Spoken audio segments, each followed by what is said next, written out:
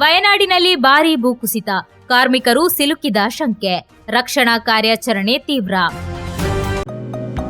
Unity hospital 4 പതിറ്റാണ്ടുകാലത്തെ വിശ്വസ്ത സേവന പാരമ്പര്യവുമായി അത്യാധുനിക സംവിധാനങ്ങളുമായി unity hospital Mangalapuram. Phone 0824243155. Unity hospital. Expect life. ಕೇರಳದ ವಯನಾಡು ಜಿಲ್ಲೆಯ ಮೇಪಾಡಿ ಸಮೀಪ ನಿರಂತರ ಮಳೆಯ ನಡುವೆ ಮಂಗಳವಾರ ಭಾರೀ ಭೂಕುಸಿತ ಸಂಭವಿಸಿದ್ದು, ನಿರ್ಮಾಣ ಹಂತದ ಸುರಂಗ ಕಾಮಗಾರಿ ಪ್ರದೇಶದಲ್ಲಿ ಹಲವು ಕಾರ್ಮಿಕರು ಸಿಲುಕಿರುವ ಶಂಕೆ ವ್ಯಕ್ತವಾಗಿದೆ.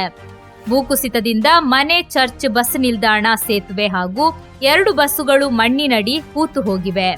ಸುರಂಗ ಕಾಮಗಾರಿ ಸ್ಥಳದಲ್ಲಿದ್ದ ಸುಮಾರು 15 ಕಾರ್ಮಿಕರು ಸಿಲುಕಿರುವ ಸಾಧ್ಯತೆ ಇದ್ದು, ಸ್ಥಳೀಯ ಕುಟುಂಬವೊಂದು ಕೂಡ ಅವಶೇಷಗಳಡಿ ಸಿಲುಕಿರುವ ಶಂಕೆ ವ್ಯಕ್ತವಾಗಿದೆ. ರಕ್ಷಣಾ ಕಾರ್ಯಾಚರಣೆಯಲ್ಲಿ ಇದುವರೆಗೆ 6 ಕಾರ್ಮಿಕರನ್ನು ಸುರಕ್ಷಿತವಾಗಿ ಹೊರತೆಗೆದು ಮೇಪಾಡಿ ವಿಐಎಂಎಸ್ ಆಸ್ಪತ್ರೆಗೆ ದಾಖಲಿಸಲಾಗಿದೆ. ಅದರಲ್ಲಿ ಒಬ್ಬರ ಸ್ಥಿತಿ ಗಂಭೀರವಾಗಿದೆ ಎಂದು ಅಧಿಕಾರಿಗಳು ತಿಳಿಸಿದ್ದಾರೆ.